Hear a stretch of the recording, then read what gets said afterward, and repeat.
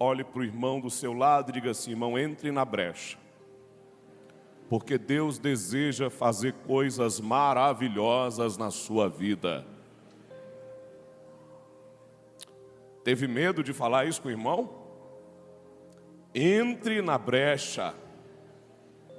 Porque Deus tem coisas tremendas para fazer na sua vida.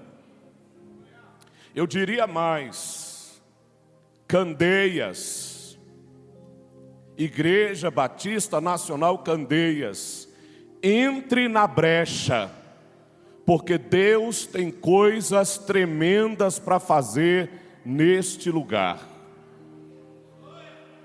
Amado irmão, quando você pega o texto bíblico, os amantes da Bíblia, você tem 3 profetas. 3 profetas que são pré-exílio da Babilônia. O que é pré-exílio? É antes do exílio da Babilônia. O primeiro profeta é o profeta Jeremias. O segundo profeta é o profeta Daniel. E o terceiro profeta é o profeta Ezequiel. Eles vão viver basicamente no mesmo período. É interessante que Jeremias vai profetizar para o povo que ficou em Jerusalém. E o que estava acontecendo em Jerusalém, pastor? Jerusalém estava vivendo a apatia espiritual. Jerusalém estava vivendo aquele tempo de não tem nada não, pode fazer. Incesto, adultério, prostituição, roubo, corrupção, e tudo era normal. O sacerdócio de Jerusalém estava corrompido. Os políticos de Jerusalém estavam corrompidos. Todo o povo de Deus estava corrompido. O interessante é que existia culto, existia igreja, existia uma religião em Jerusalém. Porém, era uma religião sem espírito, sem vida. Era apenas uma religião. Então Deus levanta o profeta Chorão, profeta Jeremias, para denunciar o pecado do povo, para trazer o povo ao arrependimento. Mas o povo não se arrependeu. Aí Deus levanta o profeta Daniel. E a história do profeta Daniel começa em 605 a.C., quando Nabucodonosor invade Jerusalém e leva os primeiros cativos para a Babilônia. Daniel estava entre os príncipes. E aí você tem Jeremias profetizando para o povo que ficou em Jerusalém, e você tem Daniel profetizando no palácio do rei. E no ano de 597, Nabucodonosor então invade de novo Jerusalém, levando 10.000 pessoas para o cativeiro da Babilônia. E nesses 10.000 estava um jovem chamado de Ezequiel. É interessante, irmãos, notar como Deus é estratégico. Por que Deus é estratégico, pastor? Porque Deus tinha Jeremias falando para o resto que ficou em Jerusalém. Deus tinha Daniel no palácio, e Deus tinha Ezequiel com o povão nas margens do rio Quebar, na Babilônia. Diga comigo: Deus sempre tem os seus.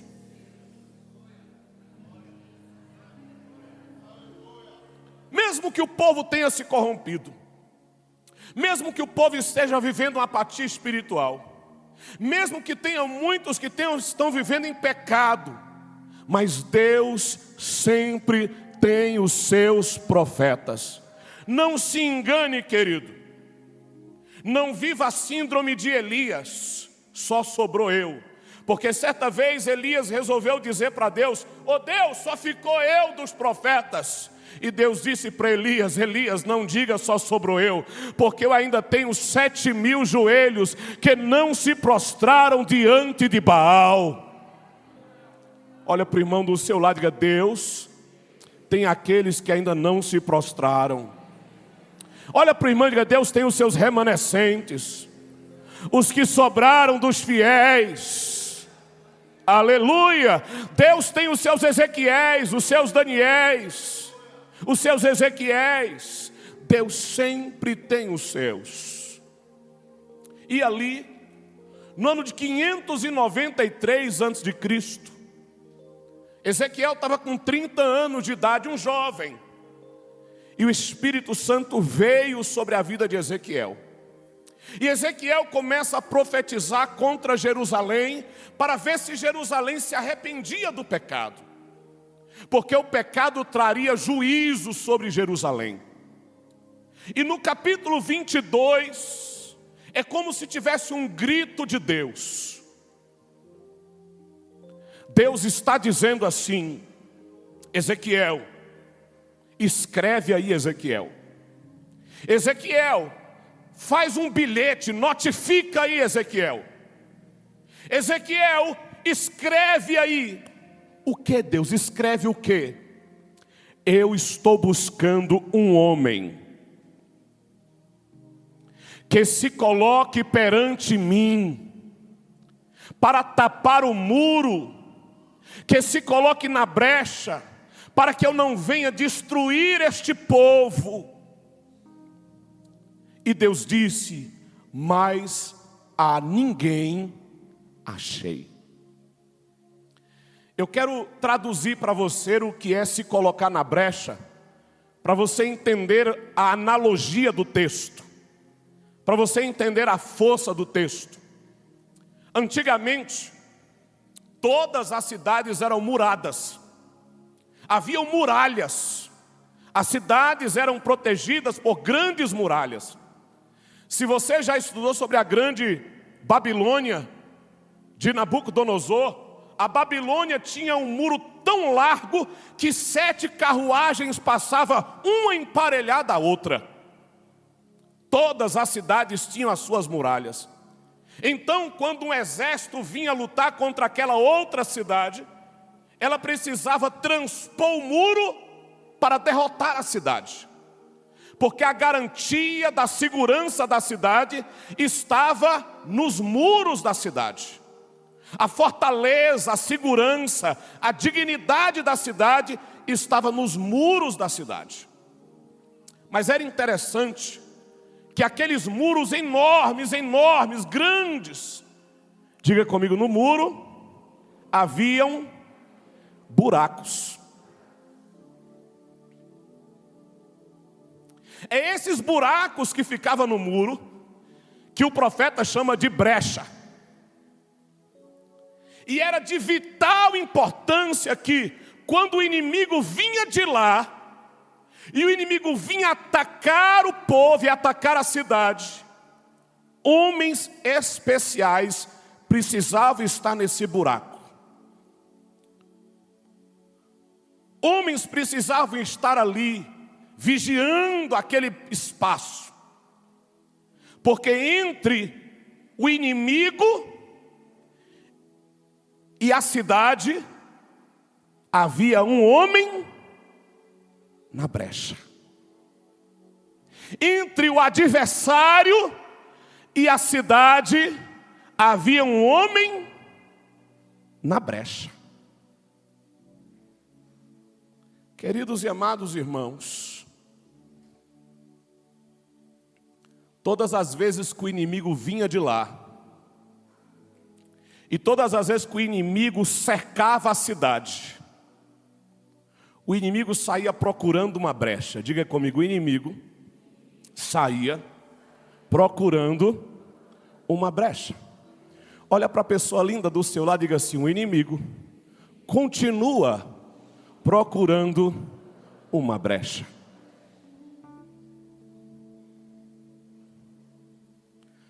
Porque toda a força do exército inimigo vai ser investida na brecha. Porque todo o potencial bélico do inimigo vai ser investido naquele buraco. Porque toda a violência do inimigo vai ser depreendida naquele buraco chamado brecha.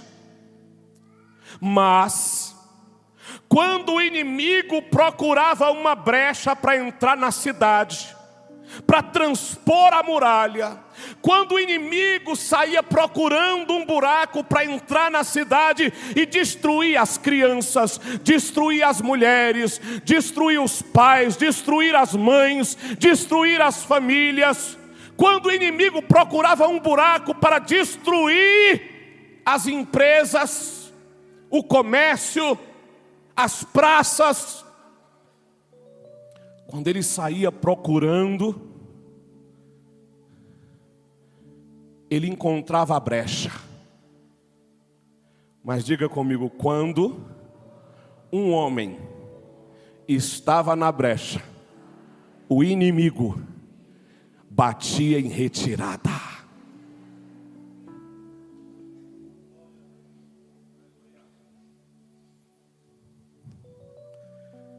Aleluia. Deus está procurando um homem e uma mulher que se coloque na brecha. Porque se o inimigo vier destruir uma família, um casamento, um lar, uma casa, um ministério, o inimigo pode até forjar uma batalha, arquitetar uma batalha, o inimigo pode até projetar uma batalha, mas se houver uma mulher na brecha,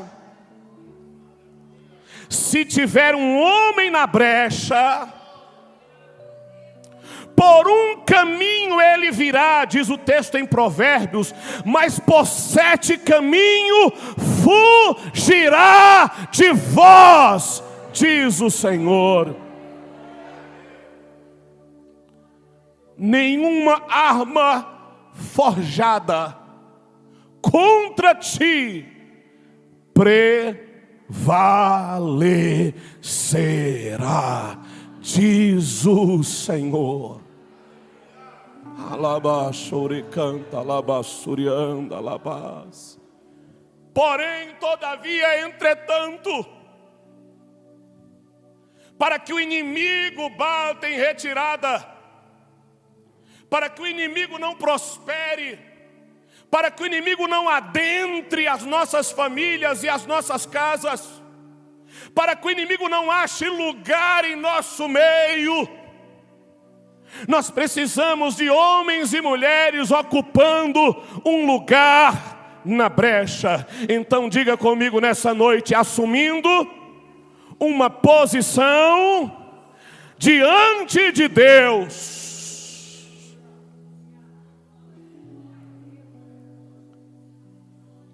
Porque a palavra diz: Satanás anda ao derredor de vós, rugindo como querendo vos tragar, mas ao redor de nós acampa os anjos do Senhor, que nos livra de todo o mal. 1000 cairão do teu lado, 10.000 à tua, e tu não serás. Porém, o texto começa dizendo: aquele que habita no esconderijo, a sombra descansará. Aleluia. Está na brecha.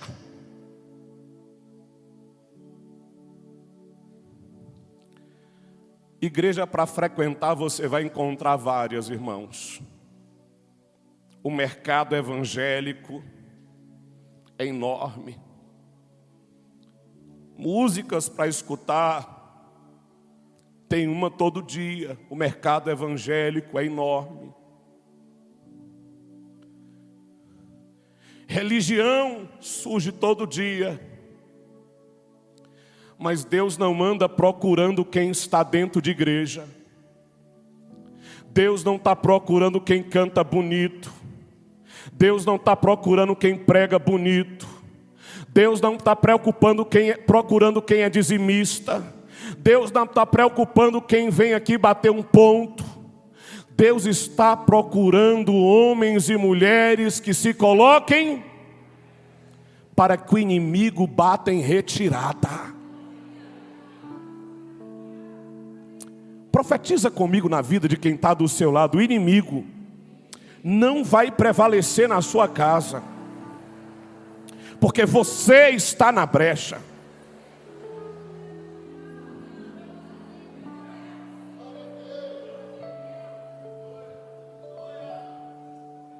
Agora escute o texto, porque a Bíblia é linda, o texto é maravilhoso. O texto diz assim: ô Ezequiel, diga que eu estou procurando um homem que se coloque na brecha, para que eu não destrua a Israel. Um homem que se coloque perante mim, para que eu não derrame a minha sentença e o meu juízo sobre Israel. Então o que Deus está dizendo para Ezequiel? Ezequiel, tem um castigo para ser derramado, tem uma sentença, tem um juízo para ser derramado. Mas se um homem resolver orar, eu vou remover o decreto, eu vou remover a sentença, e eu não vou derramar do meu juízo, porque um homem se colocou perante mim. Aqui eu aprendo uma coisa muito importante. Diga comigo nessa noite: um homem que se coloca na brecha tem o poder de remover decretos.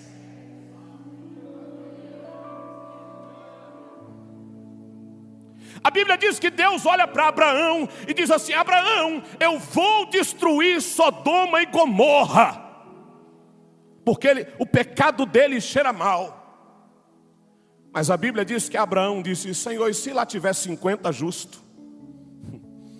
Tu vai destruir 50 por causa dos ímpios? Diga comigo assim: Abraão é o intercessor na brecha. E Deus fala assim: não, Abraão, se tiver 50, eu não vou destruir os 50. E aí Abraão fala: Deus, tá bom, peraí, calma lá. Se tiver 40 só, o Senhor vai destruir os 40 por causa dos outros? E Deus fala: não, Abraão, não vou destruir.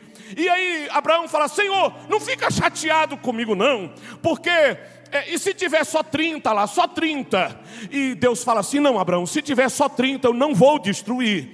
E Abraão fala assim: Deus, pelo amor de Deus, não fica irado comigo. Diga comigo: o crente que vive na brecha tem ousadia com Deus.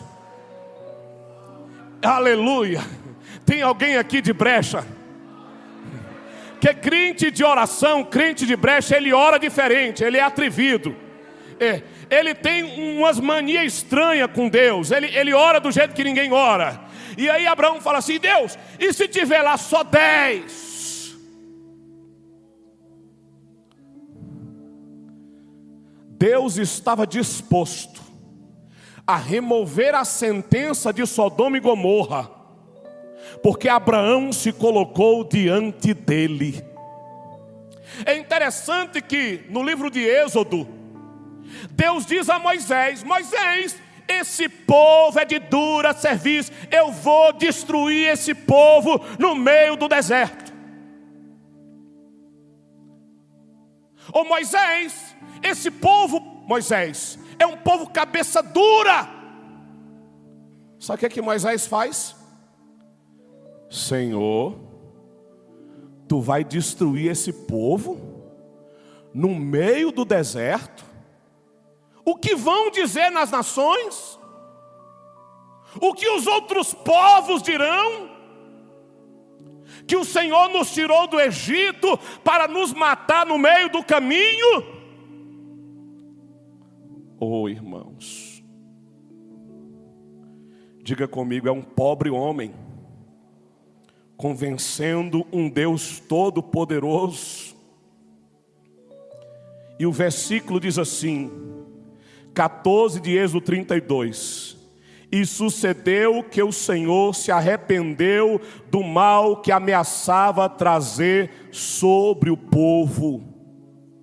Diga comigo: Deus mudou o seu desígnio. Deus alterou a sua sentença. Diga comigo: Deus revogou os seus planos, porque um homem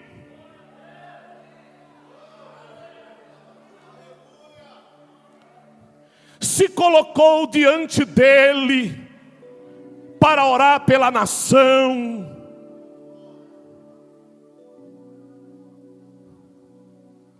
Eu vou ao terceiro. Chegaram a Jairo e disseram a Jairo: Jairo, a tua filha já está morta, não incomode mais o mestre. Aonde estava Jairo? Intercedendo pela sua filha, para que Jesus fosse curar a sua filha. E alguém chega e fala assim: ó Jairo, tua filha já morreu, já acabou, já não dá mais. Mas Jesus olha para o Jairo e diz: crê somente, não temas. E ele vai ressuscitar a filha de Jairo.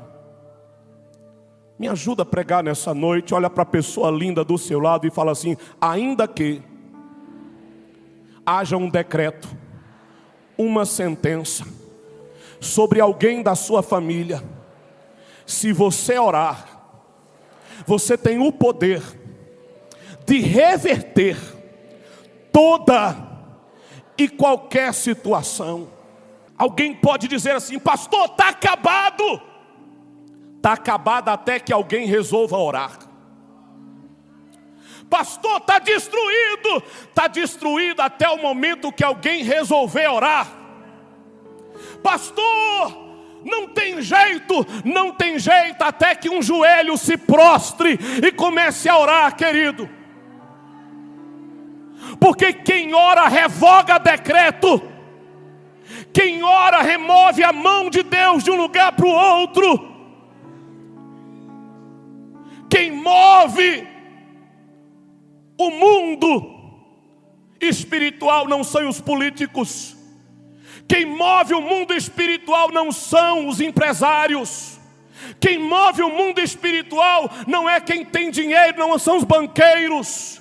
Quem move o mundo não são os intelectuais. Quem move o mundo são os joelhos dobrados diante de Deus.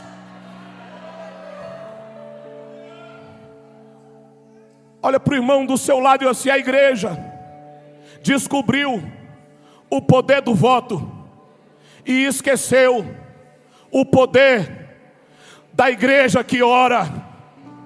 Porque se a igreja souber o poder que ela tem de joelhos, ela não estaria tão preocupada com o poder do que vai acontecer nas urnas.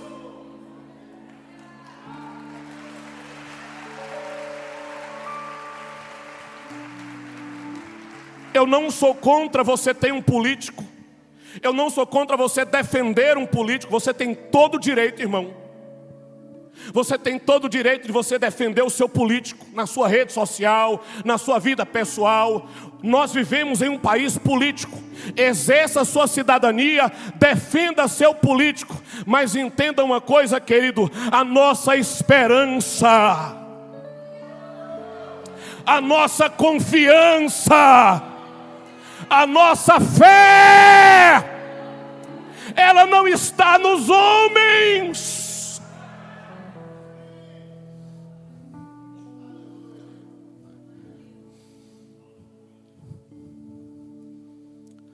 Quem mudou o mundo na Idade Média não foram os reis Carlos Henrique, Henrique III, não foram os príncipes Filipe, Dom João, não. Quem mudou o mundo foi Spurgeon, Charles Finney, Moody, John Wesley. Vocês estão aqui hoje porque homens resolveram botar joelho no chão e dizer: Deus, muda a minha nação. Transforma minha casa, minha família, minha rua, meu bairro. Eu não aceito isso nessa nação. Deus está chamando a igreja para entrar na brecha hoje. Diga comigo, a brecha é lugar de intercessão. Deixa eu te explicar o que é intercessão, para você entender o que é interceder. Interceder, em grosso modo, é se colocar no lugar do... Mas é interessante quando um crente intercede. Por quê, pastor? Porque quando o crente parte para a intercessão, ele sobe o nível do evangelho. Por quê, pastor? Porque você vai ter alguns níveis de evangélico. Que níveis de evangélico? Você vai ter aquele evangélico que é um mero frequentador de igreja. Ele só vem para receber. Ele vem para se sentir bem. Ele é um freguês evangélico. E a igreja é um supermercado da fé. E a igreja está cheia de freguês. E é uma relação boa, porque você vem, paga seu dízimo, dá sua oferta, a igreja vende o louvor, vende a palavra, e está tudo resolvido. E segunda-feira, você com a consciência limpa, você vai trabalhar, porque você pagou a sua dívida com Deus no culto de domingo. A igreja está cheia de freguês evangélico. Mas Deus deseja subir o nível. Quando é que a gente sobe o nível? Quando a gente para de orar apenas por nós mesmos. Quando a gente para de vir para a igreja buscar apenas a nossa bênção. Quando a gente para de viver o evangelho em si mesmado. E quando a gente começa a orar. E a oração tem níveis, presta atenção. Quando você dobra o joelho no chão, primeiro você agradece. Senhor meu Deus, muito obrigado, estou aqui, louvado seja Deus, que bom. Segundo momento da oração, você pede perdão pelos pecados. Meu Deus, perdoa meus pecados, minhas falhas, minhas iniquidades. Oh Deus, perdoa minha vida. Terceiro momento da oração, abençoa a Rosana, Amanda, a Sofia. Abençoe meu trabalho, abençoa a minha vida. Terceiro momento da oração. Tem gente que só vai até aqui. Tem gente que só vai até aqui. Mas tem um quarto período, que é quando eu já orei por mim, já orei pela minha família, já pedi perdão, já me consertei diante de Deus, e eu começo agora a orar. Deus, visita a Câmara de Vereadores da minha cidade, visita o hospital, visita o presídio, visita agora o morador de rua, visita agora, Senhor, aquela pessoa que está na UTI de hospital. Eu não conheço, eu não sei quem é, mas Deus, envia o teu anjo, envia o teu exército celestial. E nesse momento, diga comigo, não é mais eu que oro, mas é o Espírito que ora em mim. Diga comigo, nesse momento, não é mais eu que oro, é o Espírito que ora em mim. E quando o Espírito começa a orar em mim, eu começo a orar por lugares aonde eu nunca fui, por pessoas que eu não conheço. Diga comigo, eu quero viver este nível de oração. O Espírito Santo está gemendo. Romanos capítulo 8. E o Espírito, com gemidos inexprimíveis, ele chora e intercede por nós. Diga comigo, quem vive na brecha, geme com o Espírito, chora com o Espírito. Por isso a Bíblia diz, chorem os ministros de Deus, chorem os sacerdotes do Senhor. Mas alguém vai dizer para você, irmã, que está com a maquiagem borrada, porque aqui ainda tem irmãs que borram a maquiagem. Aleluia. Ei, lendão, aqui ainda tem irmã que despintia o cabelo no culto. Tem ou não tem? Escuta só, Alguém vai dizer assim: minha filha, tu está tendo algum problema que tu está chorando? Meu filho, você tem algum problema que você está chorando? E você vai dizer: não, eu estou bem. E por que você está chorando? Não, eu não estou chorando por mim. Eu estou chorando pelas prostitutas, pelos drogados, pelos homossexuais. Eu estou chorando por quem não está aqui neste lugar. Tem algum intercessor aqui hoje? Tem alguém que ora nessa noite? Alguém que se coloque na brecha para chorar pela nação?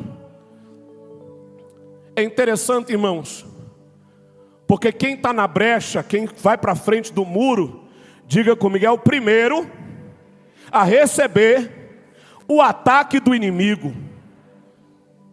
Porque sua vida vai andar de boa até você começar a orar.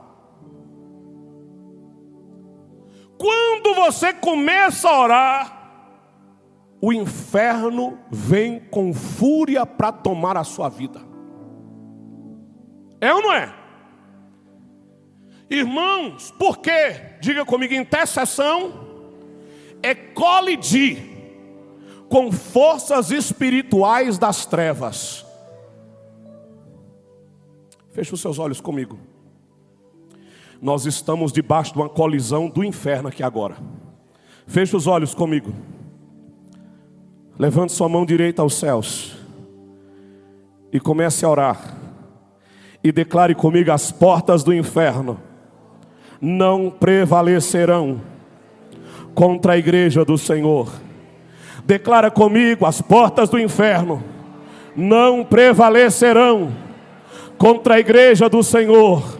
O inimigo caia por terra agora, em nome de Jesus, na minha casa, na minha família, no meu trabalho, na minha empresa, em todas as áreas da minha vida. Caia por terra o inimigo de Deus.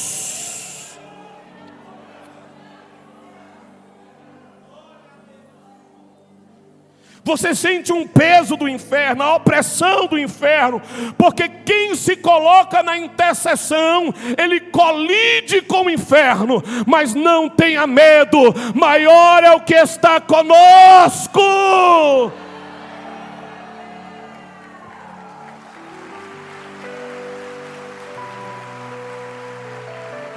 Aleluia! Xerabacandalabás.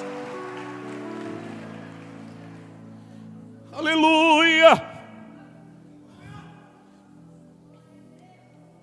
O inimigo virá de todas as maneiras e de todas as formas. O inimigo tentará nos seduzir pela mulher, pelo homem. O inimigo tentará nos seduzir pelo dinheiro, pelo poder, pela influência. Haverão várias armas do inimigo para seduzir a igreja. Mas nessa noite eu quero com você dizer: nós não sairemos da brecha.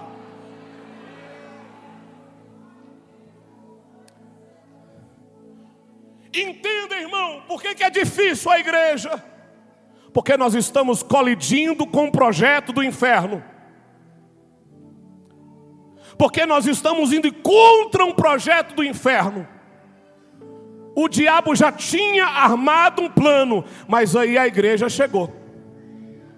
O inimigo já tinha construído um plano, mas a igreja chegou. Olha para o irmão do lado e fala assim: você é um atrapalhador dos planos do diabo.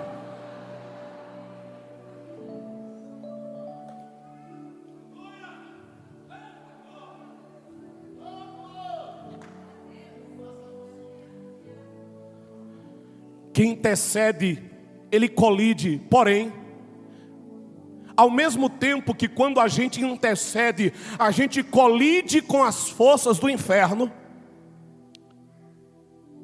a gente desfruta da intimidade da sala do trono. Olha para o irmão do seu lado e fala assim: quem intercede é alvejado pelo inferno, mas é alcançado pelos céus. Quem já pisou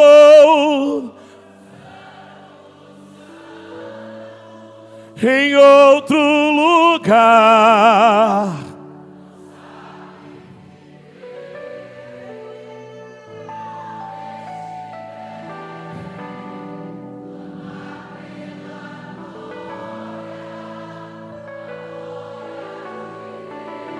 entra na brecha e adore. Quem já pisou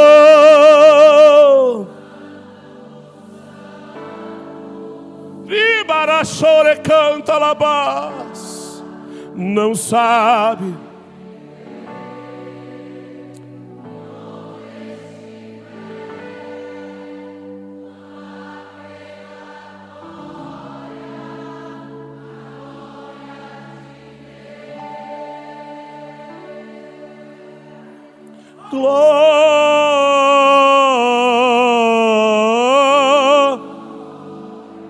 Deixa Deus levar. Oh,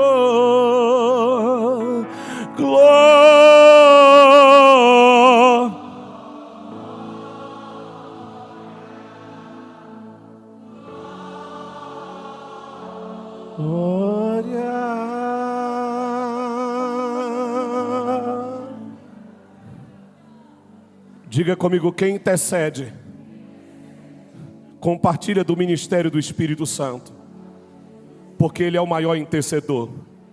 Diga comigo, quem intercede vive o ministério de Jesus, porque Jesus é o maior intercessor. Sabe, se você deseja sentir rápido a presença de Deus, comece a orar por alguém. Comece a orar por alguém.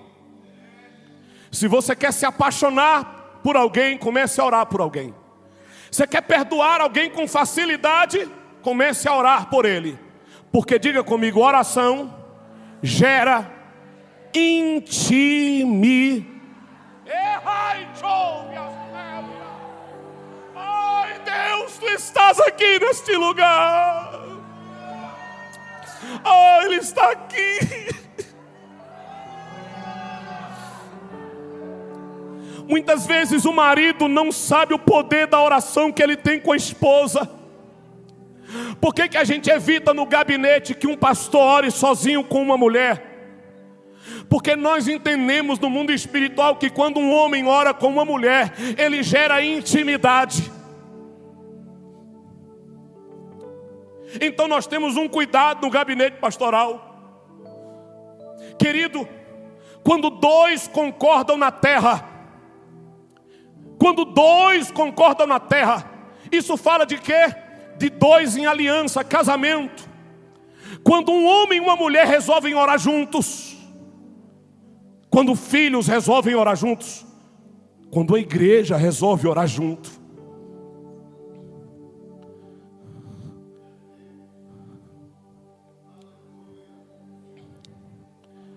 Nós precisamos sair do átrio estéril.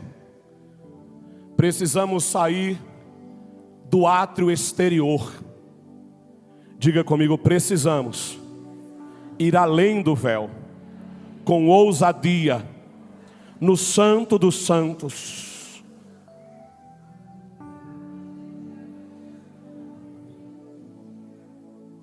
Deus está te chamando para a brecha. Deus está te chamando para um posicionamento. Deus está te chamando para uma posição espiritual. É bom ter uma posição financeira, é bom. É bom ter uma posição acadêmica, é bom. Pastor, estou fazendo medicina, direito, arquitetura, glória a Deus. Pastor, abrir a empresa, glória a Deus, que bom. É bom ganhar dinheiro, é bom, irmão. Mas entenda uma coisa, nenhuma posição secular é tão poderosa quanto uma posição espiritual. Me ajuda a pregar, fala para o irmão do seu lado. Existe uma posição em Deus para você assumir. John Wesley dizia: Deus não faz nada senão pela oração. Assim como quem ora e se coloca diante de Deus na brecha tem o poder para revogar decretos, diga comigo: quem se coloca na brecha desencadeia propósitos de Deus. Olha para o irmão e fala assim: quando você se colocar na brecha, Deus vai começar a operar.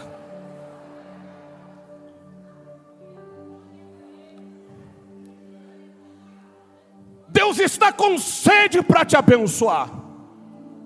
Deus está com vontade de mover o céu na sua casa.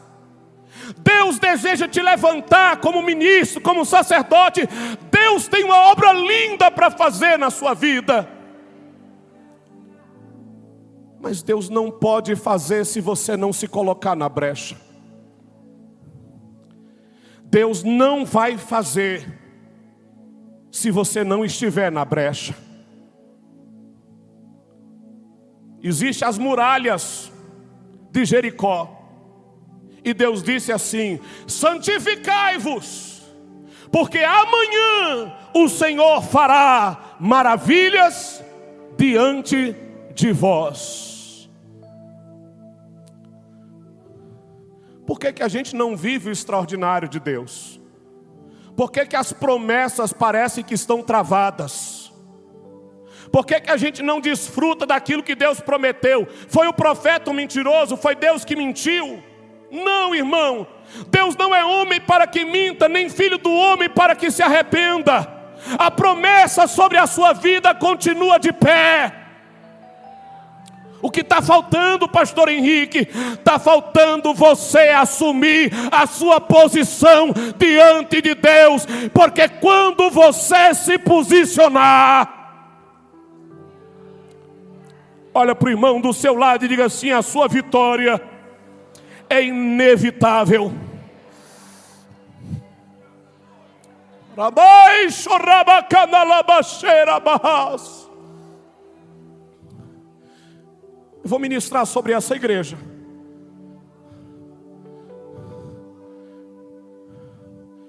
Eu vou fazer uns trem doido agora. Nós queremos trazer para a Vitória da Conquista a Universidade da Família. Nós queremos abrir um colégio de 2º grau evangélico em Conquista. Nós queremos um dia que Conquista tenha uma universidade dirigida por evangélicos. Mas sabe de uma coisa? Nada disso vai acontecer se não tiver uma igreja na brecha.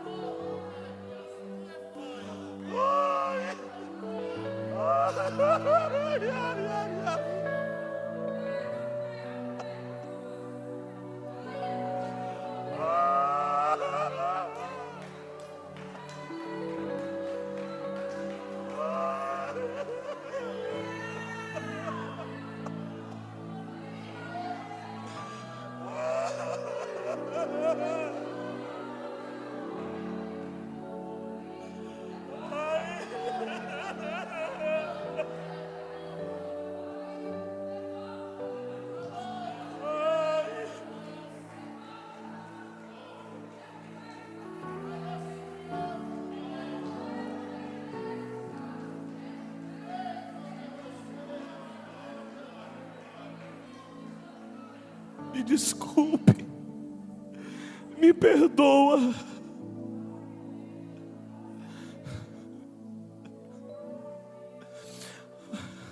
Mas só depende de nós. Só depende de nós. Deus precisa de um louvor na brecha. Deus precisa de músicos na brecha.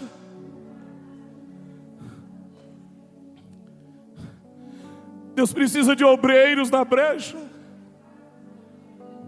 Deus precisa de mulheres na brecha, de homens na brecha. Deus precisa de jovens na brecha. Porque o que Deus tem para fazer é tão lindo, é tão grande, é tão poderoso. O que Deus tem para fazer, igreja, é tão tremendo. Vocês não têm noção do que Deus deseja fazer. Mas Deus não vai fazer se nós não assumirmos uma posição na brecha.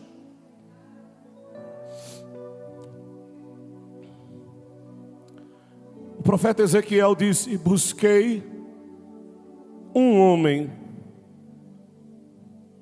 Isso significa dizer que você não deve esperar pela igreja. É um homem, um exército de uma mulher só. Um exército de um homem só.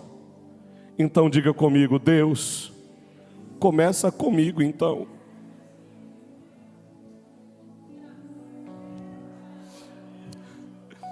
Se eu desejo ver um avivamento, se eu desejo ver um concerto, se eu desejo ver algo diferente na minha casa, na minha família, começa de mim. Começa de mim.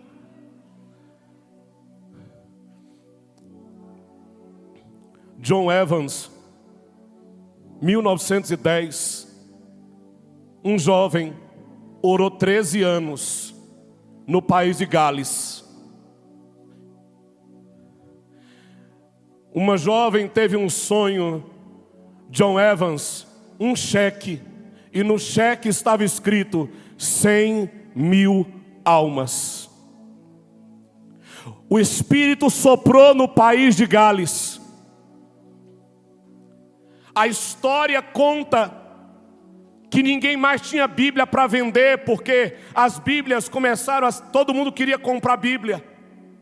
A história conta que as pessoas iam para o bar beber e largavam o uísque pela metade e saía chorando de dentro do bar e entrava na igreja e joelhava e dizia: para o culto porque eu quero aceitar Jesus.